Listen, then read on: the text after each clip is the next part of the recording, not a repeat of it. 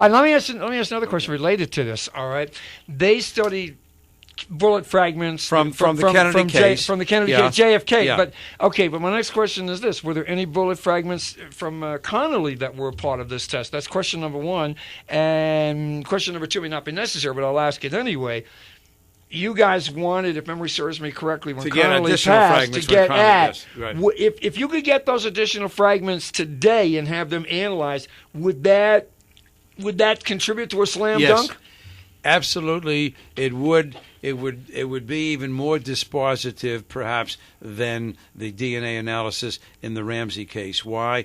Because it could be exclusionary, but it could also be a positive identification, and it could once and for all. See, we were willing, the critic researchers, we were willing to take that chance, so to speak, and we implored Attorney General Janet Reno with an official letter that was literally hand-carried within a half an hour after the governor's death. We didn't want to be ghouls. We had to wait till he died. We knew that he was dying, and she, to her credit, told the FBI in Dallas to go to Nellie Connolly and ask if this could be done before her husband was embalmed and buried and so on and so forth. And Nellie Connolly, and this is rather ironic. Because Nellie Connolly always believed, go ahead. Always believed that her husband was shot by a different bullet. She herself wrote a book, right? Yes. Doug, you probably got I heard her interviewed 2-3 years ago, interviewed and so on. And yet, when it came time, and this would have been a procedure, Doug,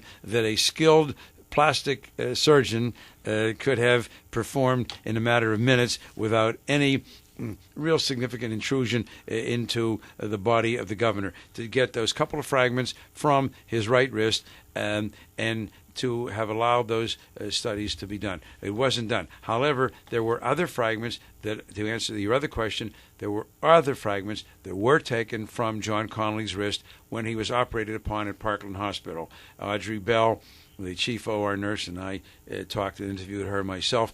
She got those fragments from the scrub nurses, and she turned them over to the FBI. And we had some fragments that were recovered from Kennedy's brain, and there were fragments recovered from the car. So those are the fragments that Randish and Graham tested, which Vincent Gwynn had tested almost 30 years ago. And now we've got the basis, the bulwark, the last bastion of defense, scientifically speaking, for the single bullet theorist. Let me jump in another quick question.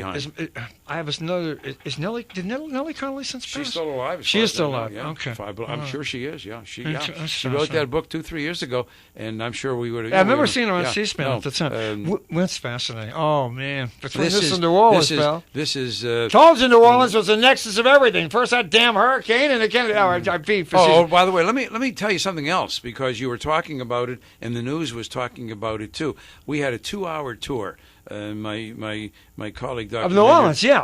Let me take the break. We'll talk about the tour, because I did bring that up much earlier. Yeah. Back for Final Few with Dr. Wecht on AM News Talk 1360. 1, 2, 1, 2, 3,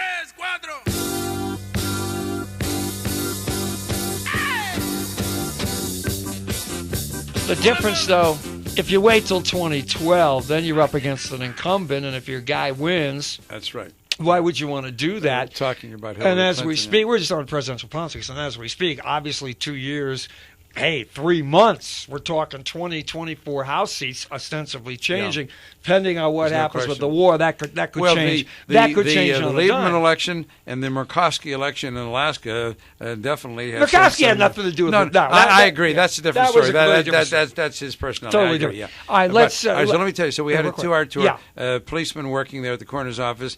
So when he finished duty, and he took me and my 2 colleagues around. Per Dr. Minyard's, and of course we wanted to. I'll tell you, Doug, you pick the war movie, one of those Planet of the Apes. Remember the Statue of Liberty? You see it falling on the beach somewhere. You pick the movie that shows desolation, that shows total destruction, and so on. That shows not a suggestion of life, not a moving cockroach or cat or dog, and that's the 9th Ward of New Orleans. Really? Honest to God, Doug, we drove and we interweaved and went around and so on. I saw not one single thing, not only not a brick laid, but not a semblance of life. and then you move into other areas and you begin to see some activity. And then conversely, there we are in the evening, dining in a very nice restaurant in the French Quarter, and it was like it had always been from every time I've been to the French Quarter, sitting in a darn good restaurant, getting great food, and walking around the French Quarter, and people raising heck and drinking, and just like, although maybe a fewer number of people because population's in half and the number of tourists is way down, but the Quarter was not a hit at all, hardly at all. That Ninth Ward, which is a lower class, lower middle class, socioeconomically, I mean, speaking, the African American community, and apparently, there's no money, and now there's been a couple of judicial rulings that have come down against that getting money, holding that you can collect for flood money, but is it the opposite? You can collect for the hurricane, but you can't collect for the flood, right? So the flood followed the hurricane. So the question is, what produced the damage? And that was what went to court. Which produced was the it an damage? act of God clause or some fool exactly, thing? Yeah. Well, if it's God, you sue God, right? Yeah. If it's man, right. Well, along with that, I don't have the figure in front of me. The amount of federal money that has gone in billions of dollars. Where's it poured? And there was a story. I guess it was in the Wall Street Journal today. In fact, I know it was between the credit card scams and man, I got to give some of these criminal minds credit, boy. They jump in and make a fortune. They know how to bilk the government. Not that it's probably that difficult to bilk the federal government, especially when you were sending that amount of money down there. Excuse me. But it is not as though the money wasn't authorized, and it wasn't as though the money wasn't authorized quickly. It wasn't even as though the money didn't get there quickly. The money did.